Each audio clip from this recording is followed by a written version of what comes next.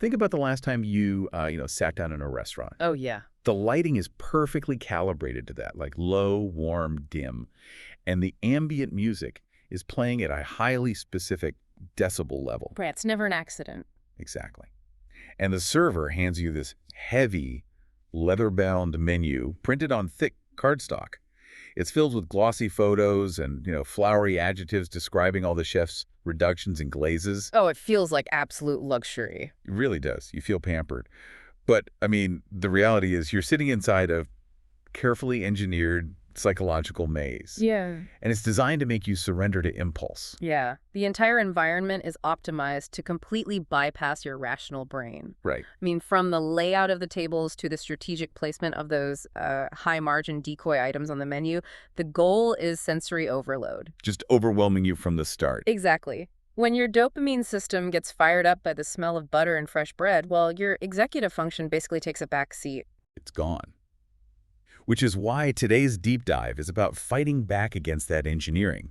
And the source material we're pulling from to build this defense strategy is, frankly, it's bizarre. It really is. It's completely different from what we usually look at. Yeah. We usually tackle thick nutritional protocols, right? Yeah.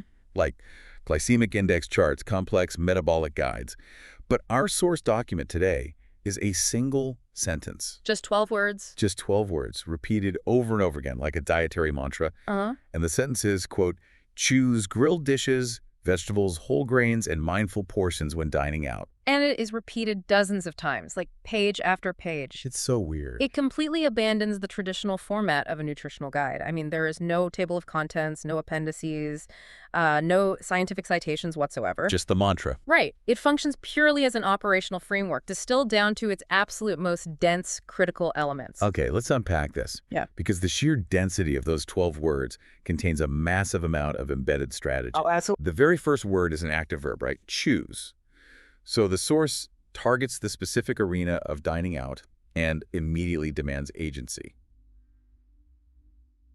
But I have to push back here for a second. Yeah, go ahead. Saying just choose sounds incredibly empowering, in a vacuum. Mm-hmm. But when you are exhausted after a 10-hour workday, sitting in that dim lighting, smelling the fried appetizers, It's tough. relying on pure willpower usually ends in catastrophic failure.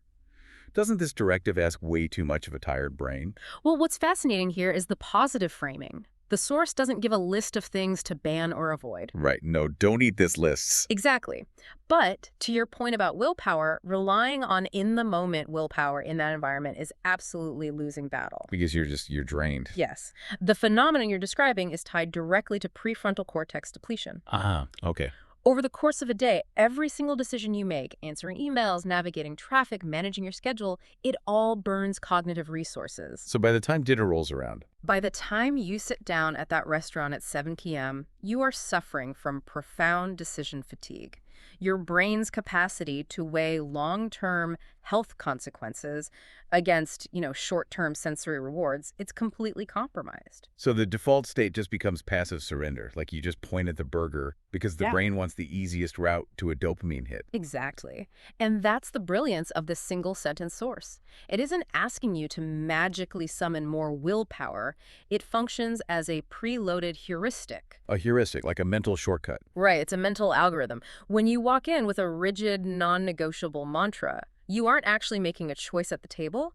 You made the choice before you ever walked through the door. Oh, wow. So you're completely removing the negotiation phase. You bypass the prefrontal cortex entirely. Instead of reading 50 menu items, cross-referencing ingredients, and trying to, calculate the hidden caloric load of a pan-seared dish versus a braised dish, Which is exhausting. very exhausting.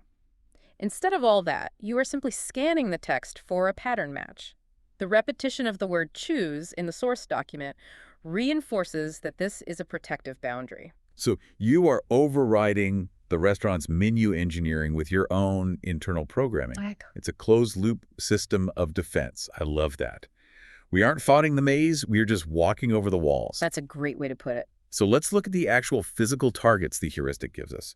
The source outlines a very specific culinary trinity: grilled dishes, vegetables, and whole grains. The physical components, yes. Now, the back half of that makes immediate sense to me, like building a house, right? Vegetables and whole grains are the foundation and the framing. They provide fibrous bulk and complex carbohydrates. Right, essential building blocks. But the strictness of the grilled dishes rule is kind of jarring. It's like a strict building code you have to follow.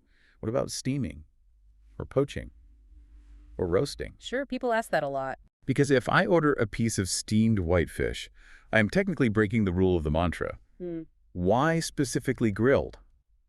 Out of all the ways to prepare food, why does the source elevate grilling above everything else? Well, it comes back to the cognitive load we just talked about. Introducing options introduces ambiguity. Ah, I see. If the directive simply said, choose healthy cooking methods, you are instantly back to burning cognitive load trying to figure out what counts. You're negotiating again. Exactly. Ambiguity is the enemy of consistency. A tired brain will start doing mental gymnastics to justify an impulse. Like saying, well, pan-fried uses oil, but it isn't deep-fried, so that's fine. Right. Sautéed is basically lightly fried, and before you know it, you've talked yourself into a dish absolutely laden with hidden fats. Just swimming in butter. Yes. So by narrowing the entire culinary world down to just grilled items, vegetables, and whole grains, the source eliminates decision fatigue. Grilled gives you a binary checklist, yes or no. It completely eliminates the gray area. It's foolproof. But I mean, from a purely physiological and nutritional standpoint, is there a chemical reason grilling wins out over something universally accepted as healthy, like, say, steaming? Oh, absolutely. Grilling hits a very specific intersection of high sensory reward and low caloric risk. High sensory reward. Yeah.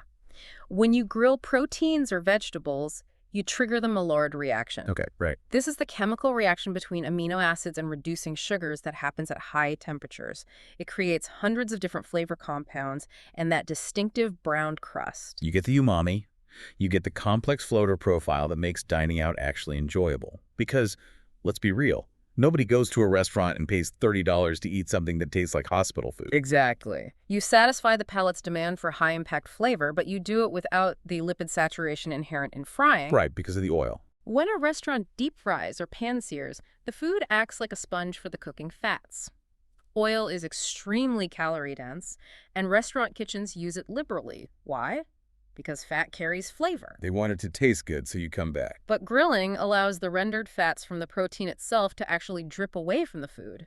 This drastically reduces the overall energy density of the meal without sacrificing the sensory experience. So it's essentially a biohack for restaurant dining.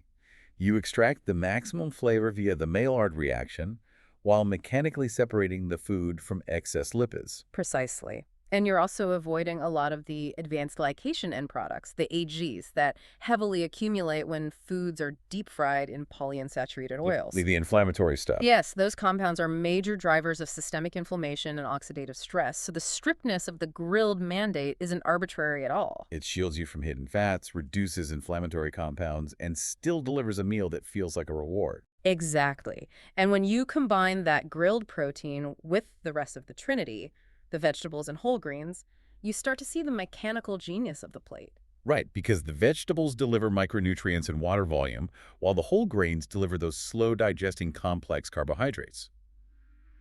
We are talking about the mechanics of gastric emptying here, aren't we? We are. The fiber content is critical. Think about what happens when you consume refined carbohydrates, like that complimentary basket of white bread they put on the table. Oh, the bread basket gets me every time. Right. Or traditional pasta. Your body breaks those down into glucose incredibly fast. This triggers a rapid spike in insulin, which is followed by a precipitous crash. And that crash makes you hungry again. It triggers a secondary hunger response. It makes you crave dessert before the check even arrives. So the restaurant is literally feeding you foods engineered to make you hungrier. That's wild. Yeah. But the fiber in whole grains and vegetables physically slows down digestion. It blunts the glycemic response. It creates a slow, sustained release of energy. So this culinary Trinity grilled dishes, vegetables, whole grains, it isn't just a list of, good foods. It's a system. It is a highly specific biological formula designed to provide sensory satisfaction, minimize hidden caloric density, and stabilize your blood sugar. Okay, so we have our armor, we have our tactical strategy for navigating the menu and building the plate. And honestly, if the sentence ended there, it would be a highly effective, if rigid, dietary protocol. It would be. But we hit a massive pivot in the final clause of the sentence. Yeah. The mantra says, and mindful portions. We transition completely away from the external physical food and jump straight into internal psychology. The subjective experience. Yeah, and I have to say, I find this addition really problematic. How so? Well, the first half of the directive is brutally objective. Grilled, yes or no. Whole grains, yes or no. But mindful is entirely subjective. It feels a bit, I don't know, woo-woo. I hear that a lot. Because mindful isn't the same as small, right? Like spending a budget, it's not about never spending money. It's about knowing exactly what you're spending it on and why. Doesn't throwing a vague term like mindful portions into the mix just put the ultimate responsibility entirely back on our flawed, easily manipulated awareness? If I am supposed to just, like, feel what the right portion is, aren't I back to relying on the willpower we established is already depleted? If we connect this to the bigger picture, the transition from the objective plate to the subjective experience is entirely deliberate. Okay. Because eating clean is only partially about the molecular makeup of the food on your plate. The rest of the equation is the neuroendocrinology of eating. A brain-gut connection. Exactly. When you consume food, it physically stretches the stomach, right? This triggers mechanoreceptors that send initial signals of fullness via the vagus nerve. So the physical volume triggers the first alarm. Meanwhile, as the food hits your digestive tract, your gut releases a cascade of hormones, cholecystokinin, GLP-1, peptide YY, and eventually leptin is released from your fat cells. The satiety hormones. Yes. These hormones travel through the bloodstream to your hypothalamus to signal satiety. They literally shut down the hunger hormone ghrelin. The biological stop-eating sequence. But I mean, that sequence is not instantaneous, is it?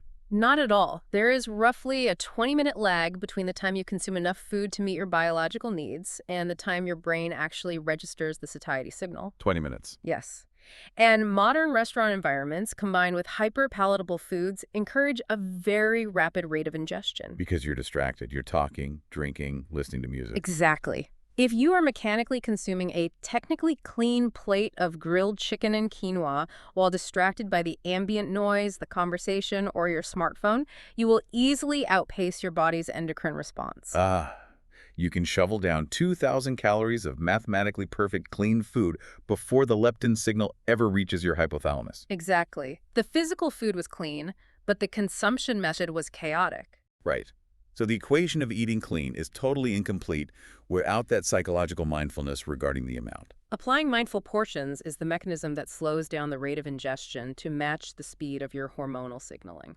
So it isn't about eating a microscopic amount of food. No, not at all. It is about acute, present moment awareness of the sensory experience, the texture, the temperature, the taste. It's about continuously monitoring your internal biological feedback rather than external cues. It's like zero-based budgeting for your meal. You aren't blindly slashing your intake, and you aren't relying on the restaurant's arbitrary portion size to dictate when you were finished. Right, because their portions are usually massive anyway. Right. You are intentionally allocating your consumption based on present moment biological ROI. Most people just eat until the plate is empty. The external environment dictates the portion. Mindfulness transfers the authority back to your own physiology. You eat until the satiety signals arrive. That makes perfect sense. The first half of the sentence, grilled, vegetables, whole grains, ensures you are putting structurally sound, low-inflammation materials into your body.